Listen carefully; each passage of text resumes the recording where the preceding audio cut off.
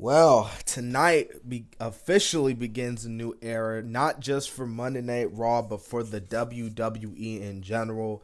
This past weekend, man, we found out the announcement from Vince McMahon himself announcing his retirement from WWE, stepping away from the creative aspect and even most of the business aspects. We found out Stephanie and Nick Khan were the co CEOs of World Wrestling Entertainment. But that wasn't the only announcement that came out this past weekend. It was just announced today. We actually went live talking about it. Triple H, Paul Levesque, not only the head EVP of talent relations, but he is head of creative. He is head of the creative. So he could start putting his own storylines together. You know what I mean? Like, that's what Triple H can do now. So everybody has been exciting all week. Everyone's been talking about how this is the most exciting Monday Night Raw in like 20-something years or something like that. You know how people be. Now, to me, looking at this Monday Night Raw, they were in MSG, the most famous arena. This was the go-home show Monday Night Raw before SummerSlam. And if you want my honest opinion in this honest review that I'm doing, this was solid to say the least. It wasn't a bad show. I don't want to sit up here and say it was a bad show. But it wasn't like the greatest episode of Monday Night Raw.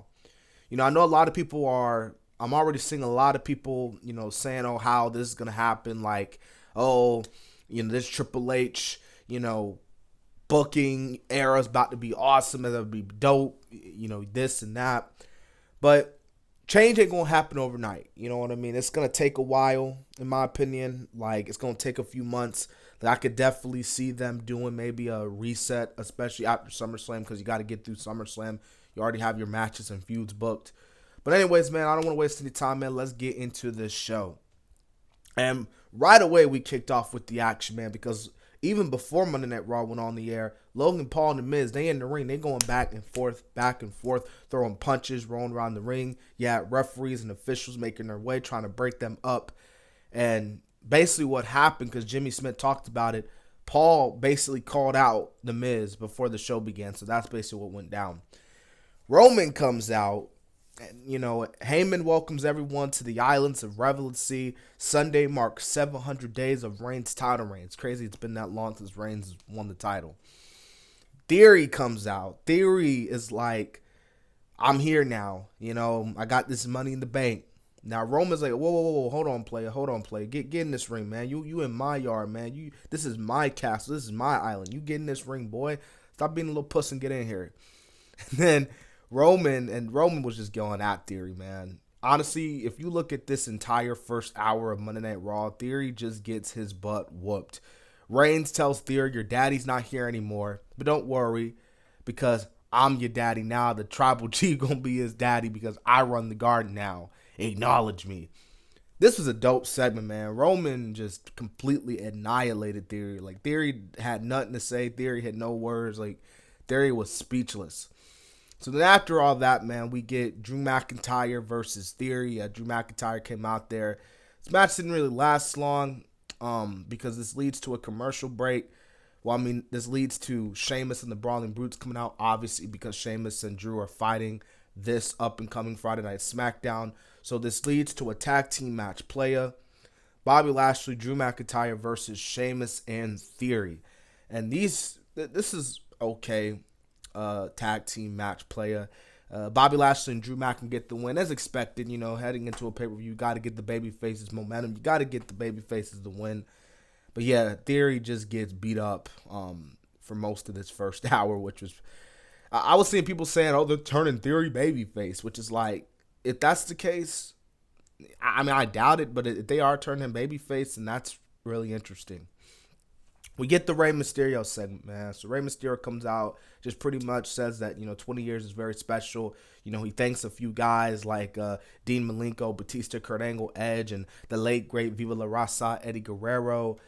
Says, Eddie, man, I miss you, my bro, and I wouldn't be here without you, man. I know you watching on me, man. I love you.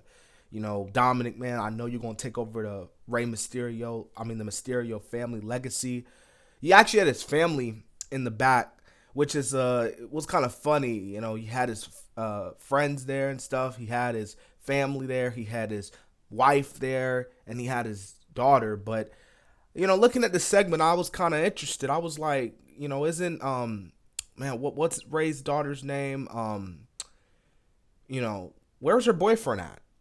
I'm pretty sure she was in a relationship with one of the WWE superstars, and I just find it quite weird because he wasn't there. You know what I mean? Like I kind of find that interesting. I don't know if I don't know if he's doing something else elite. I don't know what else he's doing. He must be doing something elite that he couldn't be there tonight. But that was weird. He could show up tonight. Anyways, obviously, this leads to the Mysterios versus the Judgment Day. This was actually a pretty good tag team match. The Mysterios defeat the Judgment Day, get the win. Come on, you can't have Rey lose on his 20th anniversary. So they go to the back. They're all celebrating. And it's Aaliyah, by the way. So Aaliyah, like, where was her boyfriend at? Again, he must have been doing something really elite to where he couldn't come tonight. But Rhea Ripley shockingly enters the room. Like, she just shows up. So Rhea Ripley's back, folks. She drags Dominic out. This leads to freaking Judgment Day leading their attack on the Rey Mysterio. And then later on in the night, Rhea attacks Rey while Dom's going after the Judgment Day. So, like, that was pretty crazy there.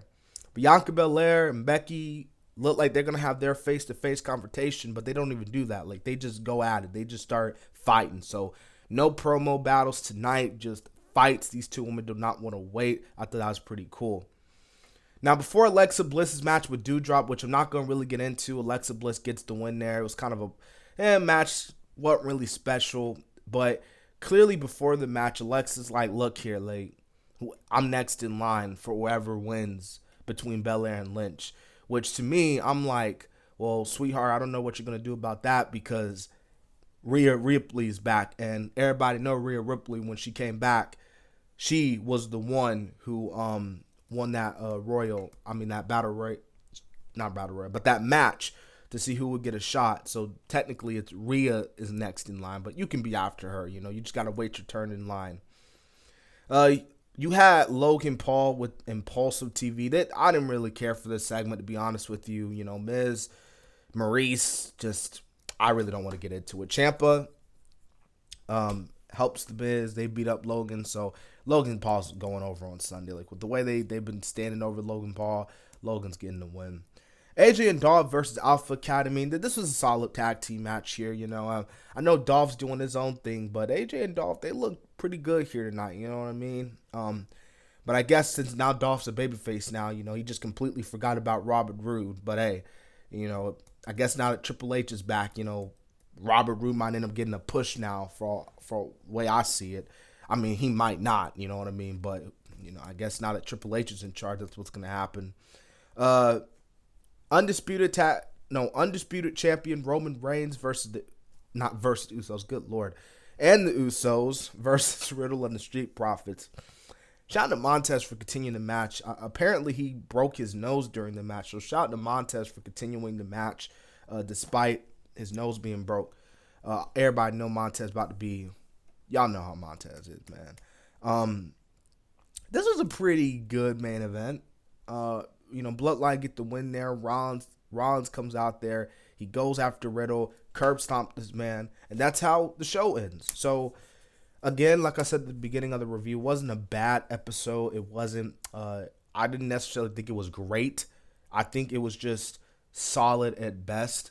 Like I said before, man, like when it comes to WWE and how they're going to operate now, like it's going to take time. You can't expect this to happen overnight. Like I'm already seeing people, like kind of setting up high expectations, and I don't really want to do that because like I don't want to like, oh, Triple H, he gonna do this, he gonna do that, and then he doesn't do that. It's gonna be like, oh, I thought this was the new era. I thought Triple H was in charge. Well, why does it seem like Vince is still booking the company?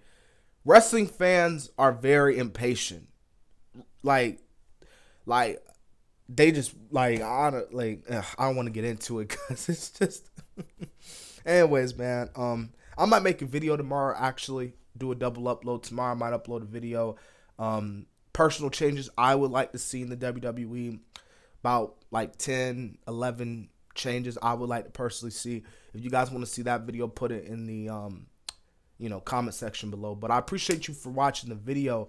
Haven't done a long review in a while, so I hope you guys enjoyed this, man. Remember to subscribe, like, and comment. Let's get to 2K, man. Let's get to 2K. Anyways, it's been the Kid DC Wrestling, and so yeah.